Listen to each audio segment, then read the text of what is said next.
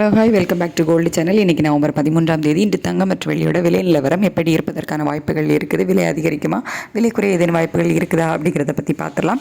நேற்றுக்கு 22 கட்ட ஆபரண தங்கம் ஒரு கிராமுக்கு 100 ரூபாய் குறைந்து 11,600 ரூபாய்க்கும், ஒரு சவரன் 92,800 ரூபாய்க்கும் விற்பனை ஆகிட்டு வருது. வெள்ளியோட விலை ஒரு கிராமுக்கு 3 ரூபாய் அதிகரித்து 173 ரூபாய்க்கு விற்பனை ஆகிட்டு வருது.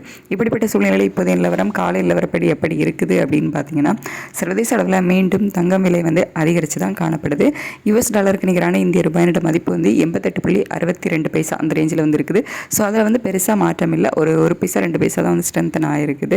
ஸோ சர்வதேச அளவில் தங்கம் விலை ஒரு கணிசமான ஏற்றத்தில் இருக்குது. அப்படிங்கிறதுனால இன்றைக்கி மீண்டும் தங்கம் விலை அதிகரிப்பதற்கான வாய்ப்புகள் தான் இருக்குது.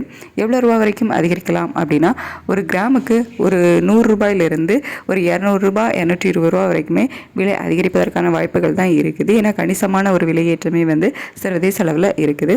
அதுக்கடுத்து வெள்ளியோட விலையுமே சர்வதேச அளவில் ஒரு கணிசமான விலையேற்றத்தில் இருக்குது அப்படின்னு தான் சொல்லணும். இந்திய ரூபாயினோட சப்போர்ட் லெவலாக நமக்கு இல்லை. அப்படிங்கிறதுனால இன்றைக்கி வெள்ளியோட விலையும் அதிகரிப்பதற்கான வாய்ப்புகள் தான் இருக்குது.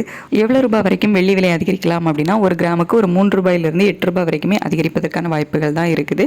ஸோ இன்றைக்கி சர்வதேச அளவில் தங்கம் மற்றும் வெள்ளி இரண்டுமே ஒரு கணிசமான விலையேற்றத்தில் இருப்பதனால இன்றைக்கி தங்கம் மற்றும் வெள்ளி இரண்டுமே விலை அதிகரிப்பதற்கான வாய்ப்புகள் தான் இருக்குது. ஸோ அதுவும் ஒரு கணிசமான விலையேற்றம் அப்படின்னு சொல்லலாம்.